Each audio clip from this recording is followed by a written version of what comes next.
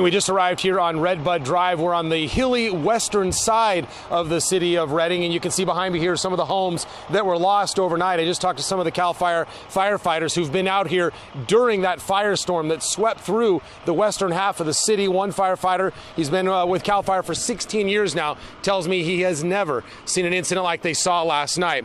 Radar, according to the National Weather Service, was picking up a large amount of rotation as heat was rising up from this intense inferno here last night. That was creating fire whirls throughout the incident and throwing embers and flames in all different directions, and that brought the fire right down into the city of Redding. In fact, some areas, even toward the heart of Redding, were starting to evacuate, including the ABC affiliate TV station. We drove past their station on the way up here. They evacuated, and it was right in the heart of the city, and you can understand why as flames came racing down the hillside. But as we drove through that same area this morning, we didn't see any damage in the heart of the city, and even on the perimeter as you work your way out. But on the far perimeter, on the far western edge, which is where we are in the hills right above Redding, this is the damage. We can see 3 homes right here along Redbud Drive burnt to the ground. One of the firefighters I talked to said they rolled in last night about 6 o'clock, and he said they basically backed their truck up, pulled their hoses off as quickly as they could, and basically had to draw a line and try to save as many homes as they could. But unfortunately, these 3, which are right on the edge of a very steep canyon,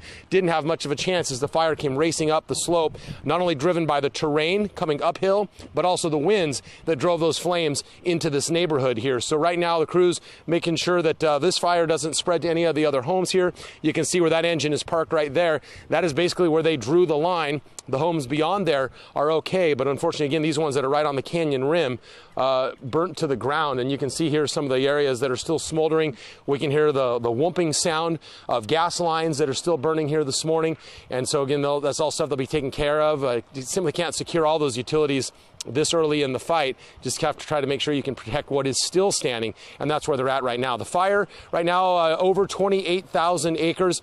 Officially, they've reported 15 homes destroyed, although that number is going to go up much higher than that as they get a detailed count by daylight this morning. Obviously, when you're chasing flames, you don't really have time to go back and inventory what was lost. But I can tell you much more than 15 homes were lost than they're officially reporting right now. But they'll get that count a little bit later this morning, as we'll get some updated acreage numbers, because that report came out right around midnight, and that was still when this fire was racing down the canyon and spreading into the outskirts of Redding. At this point, they have expanded the evacuation orders down the entire west side of the city of Redding, and then a little bit further to the north of here, they've also started a mandatory evacuation for Shasta City and areas in between there. So this fire continuing to grow. A big concern here for the city of Redding. But for now, that firestorm that we saw last night has laid down. We don't even see the glow of fire other than these little hot spots that are continuing to burn behind us here. But that wall of fire that they saw last night, fortunately for now, has subsided. But temperatures still very warm here this morning. The air very dry.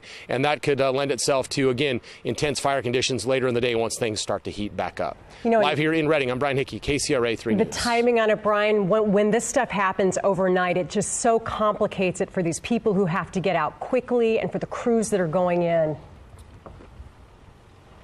Yeah, and especially some of these neighborhoods here, they're just smaller streets that eventually funnel down to some of the larger freeways. But last night, some of the video that we saw posted was just gridlock for folks that were trying to get out of this western area as they saw literally a wall of fire coming down the hillside, and that chased everyone out of here. They've got several evacuation centers. We're told some of them have hundreds of people that have taken up shelter there. Others just getting out of town altogether. But again, that big wall of fire we saw last night, for now, has laid down. All right, Brian, thank you. So as Brian was